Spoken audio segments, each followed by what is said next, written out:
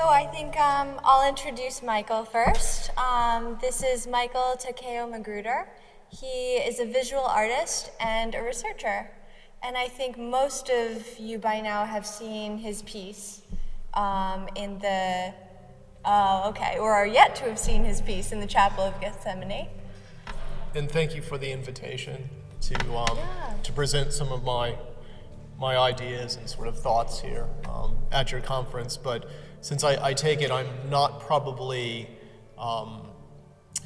you're probably not sort of familiar with the kind of work that I produce, then maybe we should just start with just showing just a few things to kind of give you an idea of kind of where I'm coming from and such. So in terms of, I'm a visual artist, but everything that I produce uses computational technologies, data networks, computer systems, and such.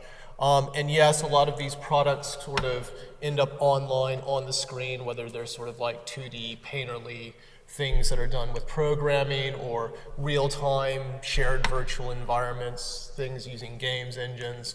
But really through the last 20 years, everything I've tried to do is get it off the screen into physical spaces, traditional spaces for arts practice, whether it's sort of a black box or hybrid performance spaces, mixing sort of the virtual and the physical, wonderful historic architectures. This is a deconsecrated church up in Lincolnshire that I did a show in.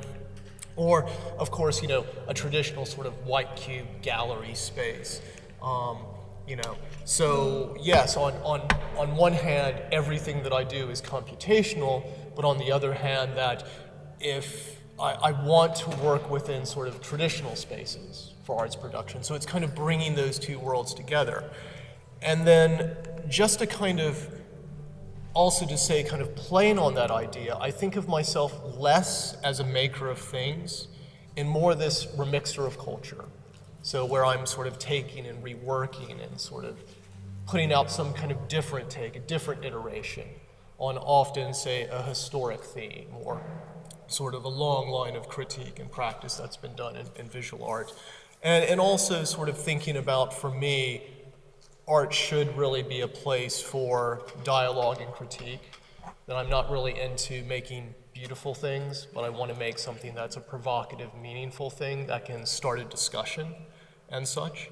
And then in terms of theology, one of the things that I thought, just so you can kind of see some of the things in action, a few years ago, I worked with Professor Ben Quash at King's College in London, and we had this idea of doing an exhibition that ended up being called Decoding the Apocalypse. It was shown at Somerset House, but it was a 3-year project where it sort of started from this idea of looking at the book of Revelations and the history of visual arts practice done on the book, but saying, okay, in this day and this age of data, networks, code, what would a body of work look like? What should it contain? What should the themes kind of be? So I've got, just so you can kind of see things in action, a short video here. My name is Michael Takeo Magruder. I'm a visual artist and researcher working with many digital technologies, everything from mobile devices, code, virtual worlds, live data. My name is Alfredo Cramerotti. I'm a curator.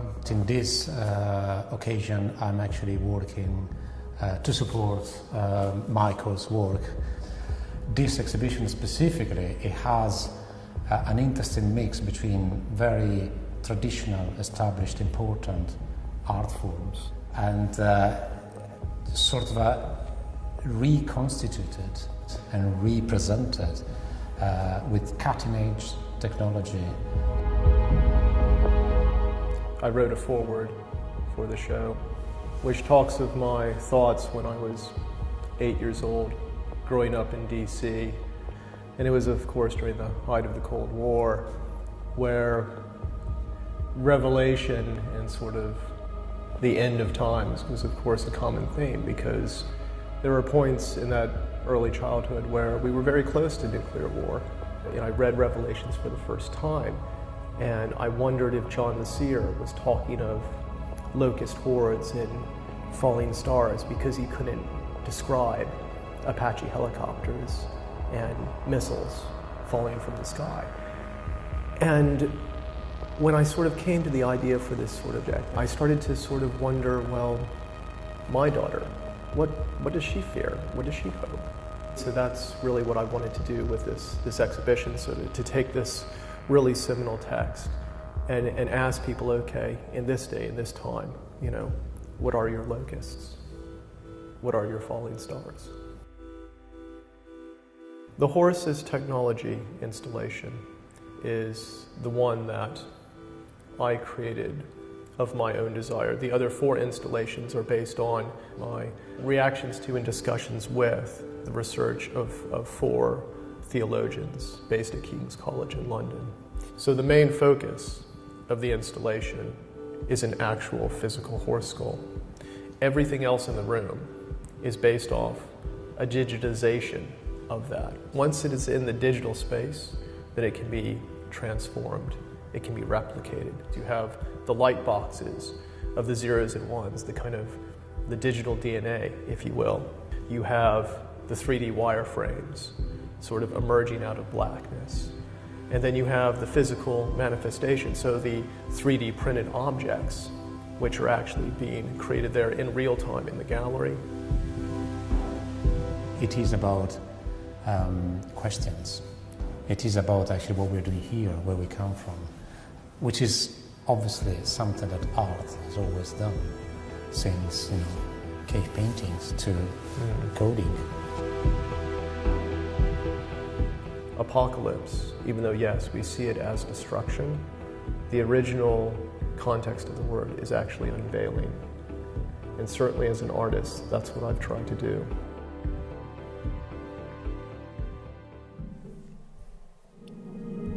So hopefully that can just kind of maybe give a sense, give a feel for the kind of work that I do, and also how some of my projects have crossed over into themes that are well aligned to theology, or in that case, explicitly looking at a theological context.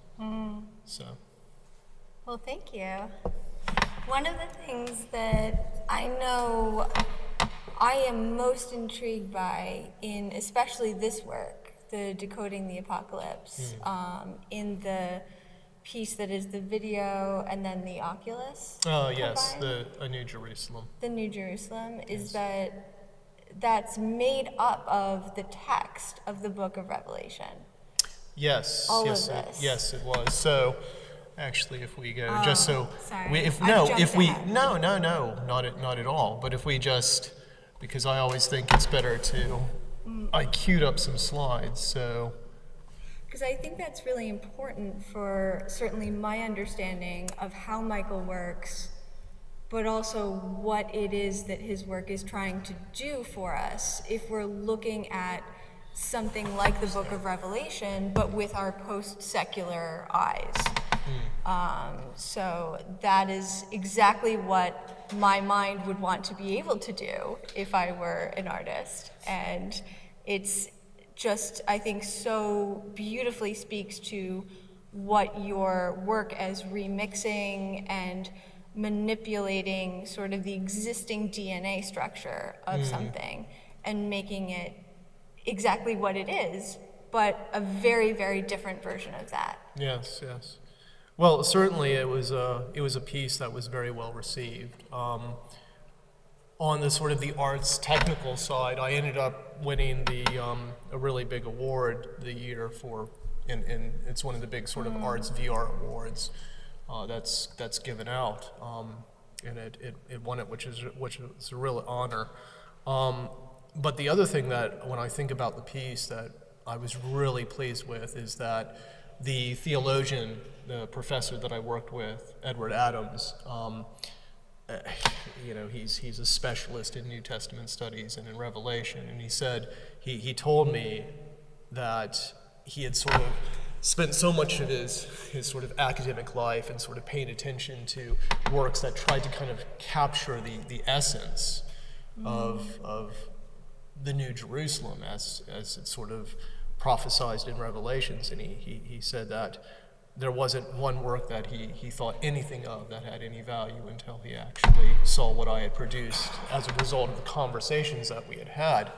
And back to the point that you raised, one of the fundamental things that I was trying to do with creating the piece, and sort of, which was it was the most challenging of the five pieces in the exhibition, because you're talking about something with this prophesied city that when you start dissecting the nature of it, you realize how fantastical it is. And it's sort of like, okay, so a Borg cube, something that's like shaped like a Borg cube, that's the size of Texas, that, it's just like all these things that if you try to recreate it in any kind of physical form, you just couldn't do. So virtual reality and sort of using a technological process to realize that sort of, for me, kind of made sense. In terms of the aesthetics of the piece, one of the things that kind of came to my mind is I remember again from that early childhood growing up in DC, and at one point these Jehovah's Witnesses had sort of come to my house, and sort of I, being a bit of a precocious child, decided to humor them and have a conversation. And during the conversation, they sort of took out a postcard that had sort of a picture of heaven, which was the classic Americana picture of heaven with the sort of, yes, the pastoral house and the white picket fence and the little white girl there in her dress in the front yard. And I cheekily said, it's like, oh, but because it was a time there was quite a bit of prejudice. I said, oh, well, am I allowed into this heaven sort of thing? But one of the reasons I thought of that story when I was creating the work is because I didn't want to fall into that trap of making something up. When I work with scientists, when I work with academics, when I collaborate with specialists in a given field, I always like to, what I say, be truthful to the data. Be truthful to the ideas, to the principles. And, who am I as an artist to all of a sudden take what is in Revelations, a very visceral text, very artistic in its own right, and then try to layer my own kind of interpretation on top of that has nothing to do with what is actually written. So as I started going through and designing the work and the structures, of course I could have just made up this kind of modern techno-aesthetic structure for the city.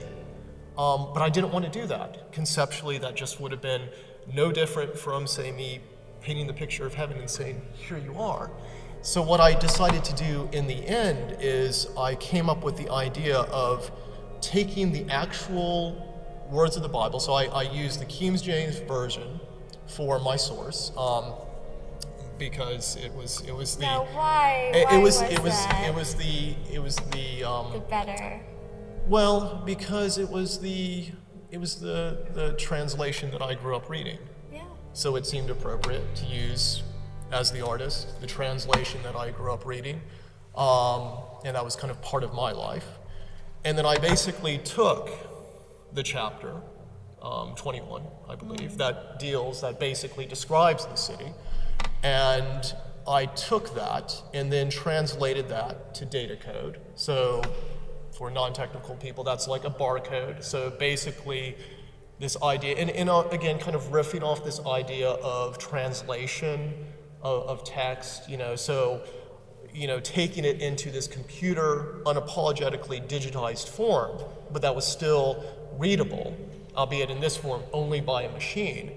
And having that kind of geometric, codified structure, and then extruding that into 3D according to the few architectural and sort of principles that are given there in the chapter about the city, like say the 12 gates, and then the city is sort of illuminated by the light that emanates from the city itself, the gold that is translucent as glass, the sort of the talk of the gems and the sort of the lights and such. Building the two simultaneous viewpoints that John the Seer references, the sort of seeing the city descend from the heavens, like a bride, and then of course the view where he's there at the center of the city by the Tree of Life. So again, using the external view and then the internal view for the oculus, and then sort of building the environment and such. So yeah, that's kind of how that kind of came about. But my desire to kind of go through that kind of process, and that's something that I spent a lot of time sort of discussing with Professor Adams, because I did not want to get into that trap of making something up. Of course, some things like the aesthetics are all, at some point you do make artistic judgments, and it is my artistic take on it, of course it is. But to try to keep as true to the source as I could, and that's kind of how I, as an artist, kind of came to terms in the decisions that I made and why in that. Yeah. I find that so interesting, because sometimes in a much feebler way, and there are actual clergy here, but I have just finished training to be a priest in the Episcopal Church. And so sometimes I feel like when I'm talking with people that what I'm feebly trying to get at is that there is something that is so much bigger and so much more than we can possibly understand. And that is what I hope that there is. Because if it is something that I can take away from reading the text as it is, and come away from that with a complete knowledge of what the end times are like, or what's beyond the end is like, then my understanding of my own faith is not big enough. And I hope that is never what I do. But I really appreciate that you're able to create something that simulates exactly that. Something that just is so infinitely expanding, then so infinitely illuminated from within, that we can barely experience it, even in what you've constructed for us. I mean, another real big sort of thing that I was trying to accomplish with the show is that even though, of course, revelation being such an important part of Christian faith, but I don't ever consider that I make religious art. And that for me is very important. I'm not interested in producing a Christian work for a Christian audience. I wanted this exhibition and the other projects that I've used theology is kind of a source material, if you will, is building things that would speak to everyone.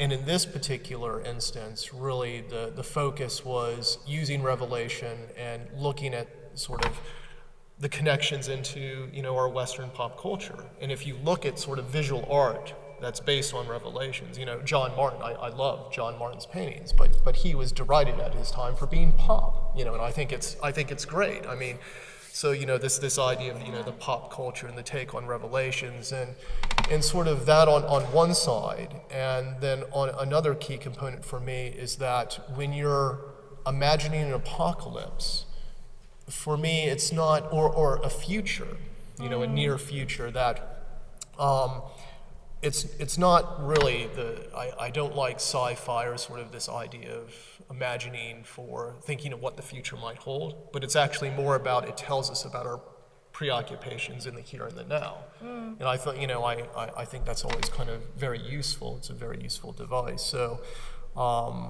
that's kind of artistically why I sort of look to engage with these themes and topics. Sort of it's the drawing on that rich history and such. That is so much a part of our daily life. Whether we believe or we don't, whether we're Christian or we're not, it is certainly a part of our life. Well, and at the very least, I think it's important to have a thoughtful, solid counterpoint to, Steve Bannon's ideas that are being, cycled through the stratosphere there. But I think, in a way, I am almost hardwired to resist the apocalypse. I'm afraid of it. I don't want it to happen. But if I sort of am able to, through a work like this, push through some of that fear and start to imagine what post-apocalyptic existence would be like, it somehow makes me less afraid of the apocalypse, to be honest. Well, I mean, for me, the New Jerusalem piece was also an important counterpoint to just remind people that even though the majority of Revelation is about the destruction, that is the end sort of conclusion to the book. So with that in mind, really about being truthful to source and such, that, yes, I did a piece on the horsemen, of course, and the idea of horse as technology and that kind of allegory, but I didn't want just the whole exhibition to be about this negative, what most people would come in and say, okay, yes, the apocalypse.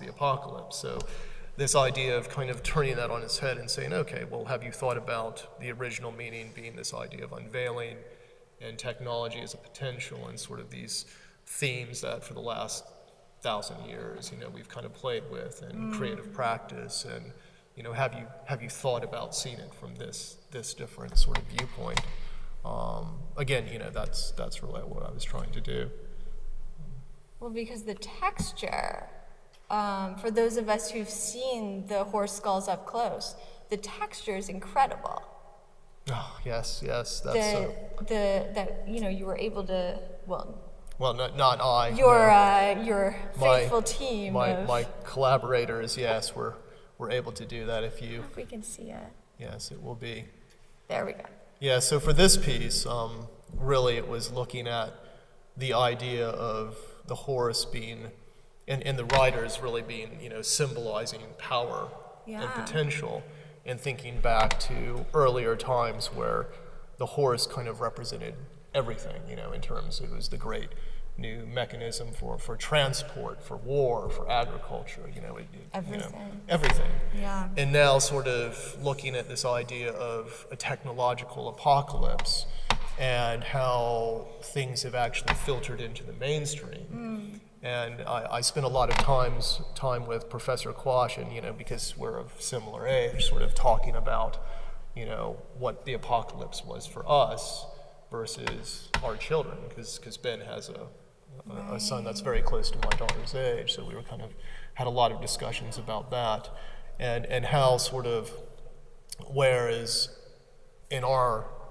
childhood, it was going to be something like nuclear war, it would be a nation state that would bring about the end through technology, but through something that was controlled on a nation state level, and then the difference being now how through technology so much power actually lies in the hands of an individual or a very small collective and such. If you think about the havoc that hackers, for example, can wreak on systems and such, and again the potentials both positive and negative. So looking at it and wanting to explore this idea and using the horse as kind of the symbol of that. So the installation, it started with a single physical horse skull, actual horse skull, which I then digitized, did a very high quality scan of that, and 3D scan, and then everything else in the whole room was based on some kind of iteration of that. Again, sort of playing with ideas of that really I found were common in Revelation, this idea of sort of exponential sort of ratcheting up of things, and kind of playing with that where you had the singular object, the analog, the organic object that would then multiply, whether it was just through these light boxes that were just kind of made of the data code, the ones and the zeros, the sort of that pure digital form, to then sort of 3D wireframes, to then a series of 3D prints that were being made there in the gallery in real time, or like these structures, one for each of the horsemen that were these very, I wanted to make this beautiful, like ultra delicate, something that would be so desirable, but that was only possible through technology. There's no other way you could make something like this. And the story behind this particular set of works was, it was made in collaboration with the 3D lab at the Technical Institute of Berlin. They're some of the best 3D printers in Europe. I mean, they have million-pound systems. And when I approached them, because I know the director, or the technical director of the lab, and I took to him as this idea of like, okay, I want to create this sort of lattice work skull based on a 3D scan. And he looked at my plans. He's like, "No, Michael, this is not makeable." And he's like, "Yeah, no." And he's like, "But don't worry, we have a year and a half. We will find a way to make it makeable." It's like, okay. So working with 3 German PhDs specialized in 3D printing with million-pound systems, and also a close colleague here that was doing modeling and helping me sort of do the manipulations on this end. After about sort of a few weeks before the exhibition, we had actually finally cracked it and made these things. But they were so fragile that they ended up having to send one of their PhD students on a plane, because we were fretting about sort of like how do you transport these things, because they're so fragile. And it didn't matter. I mean, we were thinking, it's like, well, even if we put a sort of a 7,500, 8,000 pound per skull sort of insurance value, if they get broken, it takes 3 days to make it. There's no time to make it before the show at Somerset House opens. So they basically sent their student with carry-on on a flight for Berlin, and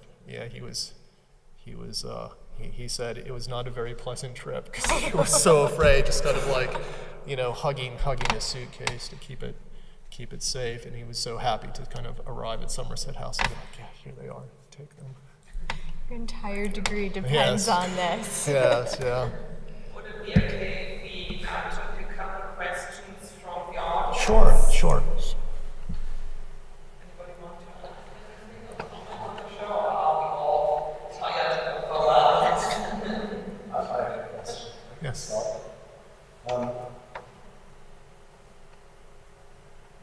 You're a digital artist, right? And amongst other things. And I'm quite interested in digital art, but I'm also interested in the way digital culture occupies a particular space in our value system. Yes. As in, it's very often has negative connotations as well. Yes. It's very often seen as a soulless medium. It's very often seen as a medium which, whilst it can facilitate connections through social media, when it's immersive forms, it's VR forms, very often in dystopian science fiction TV series, things like that. Yes. They're often seen as sort of socially disconnected, as being completely about sort of indulgence and so on and so forth. Now, I'm not saying any of this stuff is, but when you came to this particular set of themes, the idea of dealing with this spiritual matter, this matter of faith, were you conscious of there being a kind of a potential rub between the media in which you work and the field that you were working in? Absolutely. And how did that make you feel? How did that drive your work or impact your work? Well, I mean, those are very good points. I mean, the first thing to say is that I never call myself a digital artist. Well, it's for this reason, but it's because exactly of what you say. I always present myself, because it's true, as a visual artist who happens to use digital technologies. But most of what I do now, and it was actually very clear in this show, like really a lot of my work, most of my work for the last 10 years has been taking analog materials and digital materials, combining the two so you get these analog digital hybrids. I'm also a firm believer, and it's through like creating these experiences that for when the viewer comes in, the thing that I always seek to do is not to produce something that someone will say, oh, I could do that. What I try to reach is the point they're like, oh my God, how did he do that? And using that sort of the beauty, and I think of, I used to be at King's College in the Center for Computing and Humanities, which became the Department of Digital Humanities. And that was, of course, started by Professor Harold Short. And I loved when Harold would talk about the craft of computing. That's so true, in my mind and such. I mean, because for me, technology, I mean, paint, stonework, all of our analog materials for visual art, those are technologically based as well, but not what we think of today as technology, but they certainly are. And certainly if you're producing, say, with an analog material, one expects to have a sense of craft. And for me, it's the same way in the digital. Another sort of colleague of mine who's now at British Library, Torsten Reimer, I used to love when he would talk about sort of the issues of the digital and people, it's the sort of the digital photocopier. Sure, the digital can be used to do something cheaper, quicker, more accessible, but that's really inherently boring. What we want to explore, whether I as an artist or yourselves as researchers, if we're looking at sort of the digital space, the digital culture, are things that can only exist. They're born digital and they can only exist in it's like the new potentials that particular set of technologies offer and such. And so I certainly, with this project and with all my other projects, I really keep sort of focused in my mind to try to show the potential, the things that you cannot do, how this actually extends our language or extends our understanding of something. Because what I think is one of the great powers of any new developed media is it gives us the possibilities to rethink and recontextualize older media. And that's something that, a lot of academics do sort of talk about in media studies, and I very much agree with. And one of the most heartening things when I sort of finished the decoding project with Ben and the colleagues there and in his theology department was that they kind of came to me and made the statement that they really enjoyed working with me because the kind of questions that I brought to the table were things that made them think about these texts in a different way. And it's the decoding element. It's not just about textual interpretation. So a sense that by decoding also means kind of getting away from code, in the sense that you're actually stepping away from a digital production that feels digital, and using the digital to create these kind of transcendental experiences. Yes. So it means both of those things. Yes. Yeah, so doubly stepping away from shibboleths that are received about the text or about what it is that the format is that you're using. Yeah. Yeah.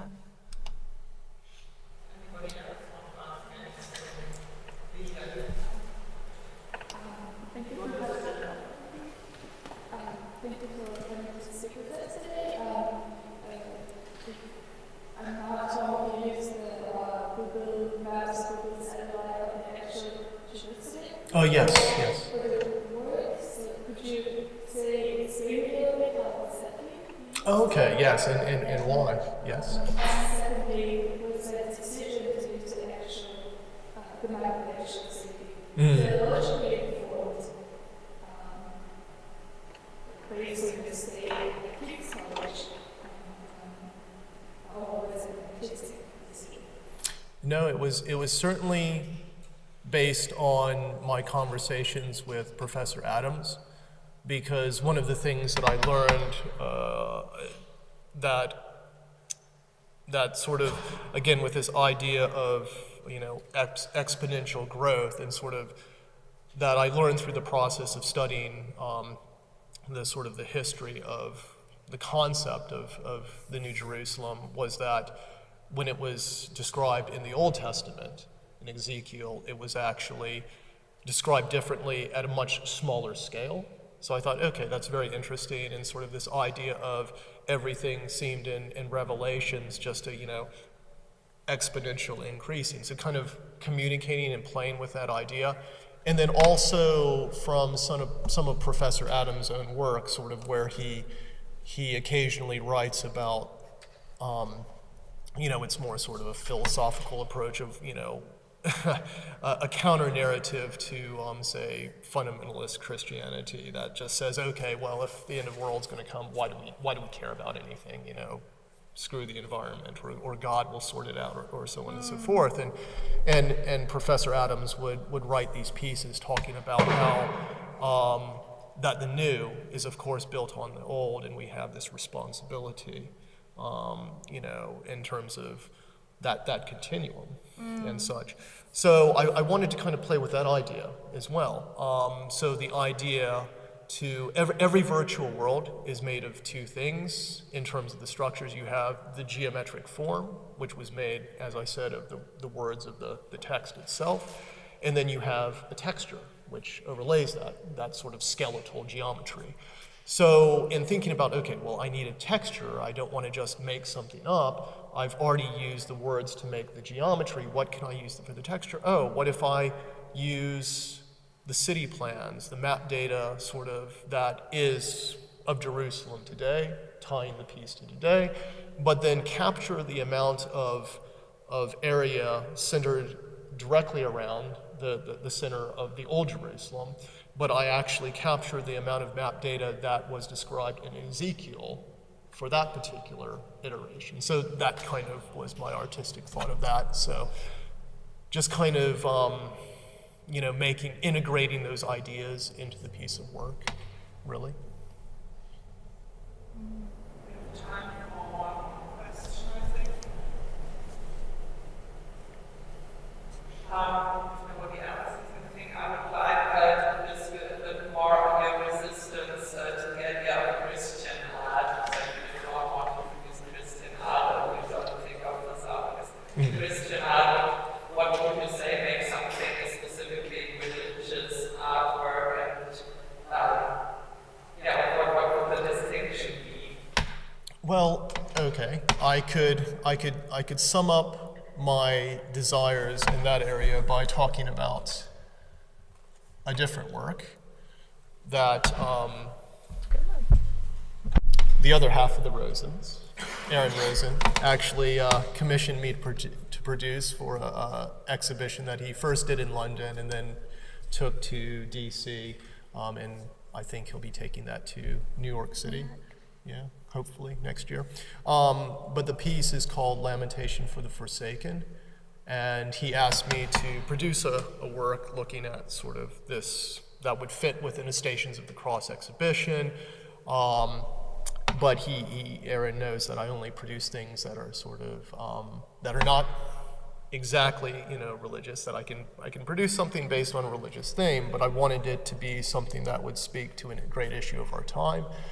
So, of course, in my mind, really the only thing to talk about was the Syrian refugee crisis and such. And then the end sort of piece, which originally got made for St. Stephen Walbrook, so that was that one, and then was taken to the Church of the Epiphany. So it was for the 13th station of Jesus' body is taken down from the cross. And what I did is I wanted to take the story of Christ and that final journey to the cross and contrast that to the story of the plight of the Syrian refugees. So I took as the image, the Turin Shroud image in negative, not because whether it's real or not was of no concern to me, but the fact that in sort of Western culture, it would be the thing that would be most absolutely identified as this is basically the death image of Christ. And I digitally recreated that, so ripped it apart, and then I data mined Twitter, and there was a group that had, a protest group that had recorded the names of all the Syrians that had died in the conflict and created a book of Syria's dead, which the first book was the first 100,000 people that had died, and now there's a volume 2. Kind of speaks volumes. And then sort of taking that and weaving the names and sort of the information about those people to recreate the shroud image. And then dividing that into 4 sections where you would have the face of Christ in the first part of the sculpture, which would show faces of the Syrians, and then the body of Christ, which was then showing sort of the body of the dead Syrians, then the hands of Christ, which were showing the Syrians sort of struggling to care for each other, and then the feet of Christ, which were showing sort of the Syrians fleeing there and going across their perilous journey and such. And I wanted the piece to be something that spoke to believers, non-believers alike, that yes, I was framing it within this Christian story for a Christian occasion, But I wanted it to be something that was quite universal. And yes, part of that was actually, when I took the piece to DC, I was pleased that it was going to DC because it offered, a counter narrative to some of the things, to a lot of the things that are kind of coming out of the US at present. And also in a way, because I had a discussion with an academic in London recently, and he found it, and he was like, oh, well, why, he asked me what I found was useful in doing this. I said, well, a lot of the arguments that are being used right now are based on sort of like, say, a Christian fundamentalist argument and it's like, okay, so if I try to have an argument with someone and just say, oh, you're wrong, they're not going to listen to me. But what if I actually take a story that is close to their heart, and then sort of rework that and juxtapose that with the plight of the Syrians? It's like, okay, is that a more useful way of perhaps enacting some kind of change? I mean, I don't think artists have really any power per se. That's, we're not politicians, we're not, media moguls, we don't sort of shift things that way. But I think that art, because people are used to viewing art in a certain way, that they are open, that as long as I, as an artist, don't preach, but I just sort of offer something to consider, that maybe if I can then shift a perception just a few degrees, that becomes sort of useful. But again, this for being a very, a piece that is, of course, based heavily on Christianity. That's the whole point of the piece. But it's something that I would hope that would speak to, a wide audience. Thank you. I'll take that as a closing remark. I was having a bit of a tired moment at the beginning of this talk, and so I'll take the end to thank everybody I should have been thanking at the beginning. First of all, you, Michael, for donating your artwork and your time to this conference and to the show in Coventry Cathedral, to Carolyn for stepping in and moderating this discussion, and also to